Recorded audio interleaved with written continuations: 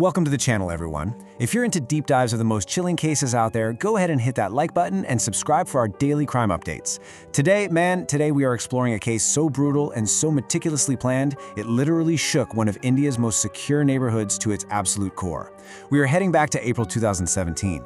Picture this, the Nathankode VIP compound in Thiruvananthapuram, Kerala. This is a highly elite area. We're talking politicians, retired scientists, incredibly wealthy families. But behind the closed doors of House 117, well, an absolute nightmare was unfolding. It all started with a smell. You know how you can just tell when something is off? For several days, the wealthy residents of this heavily secured neighborhood were dealing with this lingering, downright sickening stench creeping out of House 117. It was heavy, foul, and laced with that sharp, unmistakable scent of burning petrol. Neighbors started gathering outside, totally confused and getting more and more concerned about what could possibly be causing such a horrific odor in their pristine little community. So, they went looking for answers.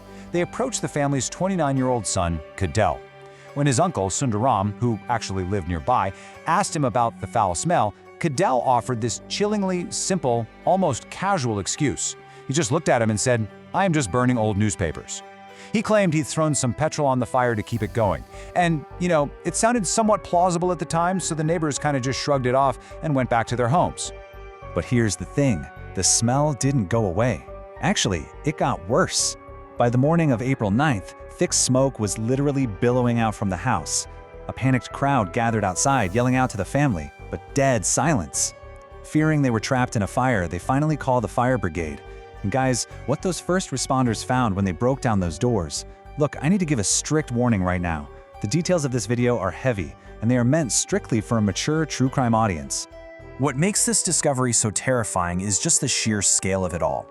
When authorities breached that upstairs floor, they didn't just find a house fire. They walked into a full-blown massacre. There were 4 bodies. 3 of them, his 58-year-old mother, Dr. Jean Padma, his 60-year-old father, Professor Raja Fengam, and his 26-year-old sister, Carolyn, were partially burned. But the 4th body, his 70-year-old grandmother, Lalitha, she was found completely mutilated, chopped into pieces, and wrapped in a blanket that was already crawling with maggots. It's just horrific. So to understand how this kind of profound darkness infiltrated a home like this, we really have to look at the family dynamic. It's like a study in extremes. Dr. Jean was a renowned physician. Professor Raja was a retired history professor. Carolyn had just earned her medical degree in China. They were highly educated, deeply respected in the community. But then, there was Cadell. He'd been sent to Australia to study medicine, but he dropped out within a year. Then he tried artificial intelligence and dropped out of that too. He came back home in 2010 in absolute shame, basically becoming the unsuccessful son in a city that absolutely prides itself on high literacy and academic prestige. Now, his parents were terrified of the social embarrassment his failures would cause. So, what did they do? They lied. They told everyone he was this highly successful AI video game programmer. And to keep this fragile facade from crumbling, they put these incredibly bizarre, strict rules in place for their live-in caretaker, Ranjitham. Her whole world was restricted. She was ordered to stay strictly on the ground floor, never come upstairs, ever. She just had to leave their meals in the corridor and walk away. Oh, and no guests were ever allowed past the ground floor. For 7 long years, this family essentially locked themselves away from the world. The house was perpetually dark, windows completely sealed shut, and inside this self-imposed isolation, Cadell just sat alone in his room. But he wasn't building a successful career like his parents claimed. Instead, he was downloading open-source codes from places like GitHub, tweaking them to create these incredibly violent, blood-soaked video games. And over time, that social isolation morphed into a deep, festering resentment. He somehow convinced himself that his parents only loved his successful sister and that he was completely neglected. By January 2017, Cadell's mind had completely snapped, and he began this meticulous, terrifying preparation phase. Step 1, he literally goes online and orders an axe and a large knife. Step 2, using iron rods, plastic, and old clothes, he builds these human-sized practice dummies to resemble his own parents. Step 3, he lays these dummies on his bed and spends hours practicing his fatal strikes. He was alternating between extreme virtual violence on his laptop and physical practice with his newly bought weapons. Let that sink in.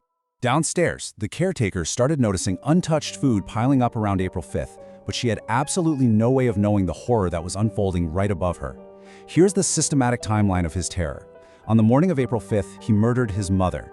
That evening, he killed his father. By nightfall, he took the life of his sister. and the very next morning, April 6th, he killed his grandmother. He systematically eliminated his entire family one by one over a 24-hour period.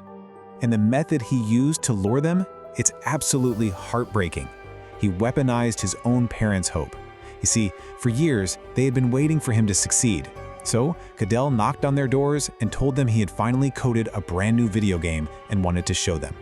He led them right to his computer chair, and as they sat there, confusedly clicking the mouse, Cadell cranked up the game's volume to mask the noise, stood right behind them, pulled out his axe, and struck them from behind. After executing this horrific trap, reality finally set in, and it led to a highly chaotic and completely failed cover-up. He dragged the bodies of his parents and sister into his bathroom. He left his grandmother on the bed, hacking at her body to break it down. Then he poured a ring of petrol around the bodies and lit a fire, genuinely expecting them to instantly turn to ash. But because he had zero understanding of how petrol fires actually work in a closed room, it didn't incinerate them, it just created massive amounts of thick, suffocating smoke.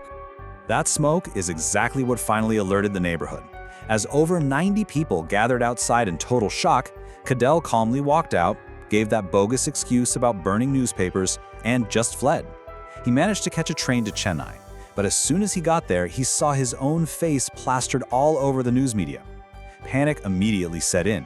Realizing he had literally nowhere to hide, he hopped right back on a return train to Thiruvananthapuram.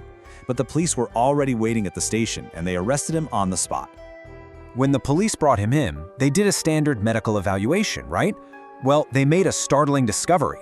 They found exactly 31 burn marks covering Cadell's own body. His botched, poorly planned arson attempt had literally backfired on him, permanently branding him with the physical evidence of his own crime. Now, during his initial interrogation, Cadell offered a motive that left even the most experienced detectives scratching their heads. He claimed he didn't murder his family out of anger. No, he said it was a dark experiment. He told the cops he'd been studying something called astral projection for 15 years. It's this esoteric theory that the soul can separate from the physical body and just exist independently in the world. He flat out claimed he slaughtered his family simply because he wanted to physically watch their souls leave their bodies. Crazy, right? The police weren't buying it. They immediately called in psychiatrists, and the real truth began to emerge. That whole occult astral projection story, complete fabrication, or at best, a severe delusion. The true motive was far more grounded in reality, and honestly, even more tragic. Doctors discovered he was in severe psychological distress, likely suffering from schizophrenia. And this was compounded by years of profound isolation, a deep-seated resentment against his parents for their perceived neglect, and this extreme toxic jealousy of his successful sister. And as investigators continued to comb through the evidence, they found another detail that proved just how cold and premeditated this whole thing really was. Downstairs, in that untouched food the caretaker had been bringing up, forensics found traces of heavy sedatives. Cadell had actually laced his family's meals. This was his backup plan. If they had refused his invitation to come look at his new video game, he was fully prepared to drug them into unconsciousness and drag them to his room anyway. Because of his mental state, the trial was heavily delayed. Cadell was sent to Pujapura jail, where his descent into madness only accelerated.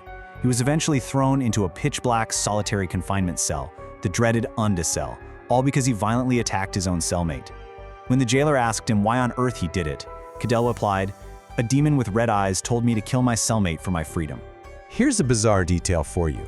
Over the 7 long years he spent locked away awaiting trial, Cadell received virtually no visitors, except for one guy. The only person to visit him was his uncle, Sundaram. And if that name sounds familiar, it should. This is the exact same uncle who questioned him about the smell, and the exact same uncle to whom Cadell randomly handed 10,000 rupees in cash for absolutely no reason just hours before he fled that burning house.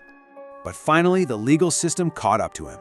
On May 13, 2025, after years of delays, Cadell was officially found guilty on 4 counts of murder. He was sentenced to life imprisonment, plus an additional 7 years tacked on for his botched attempt at destroying evidence. Considering he committed the crime at 29, this sentencing guarantees he will likely rot in prison well past his 70s. He's basically going to be locked in a cell much like the bedroom he isolated himself in for all those years.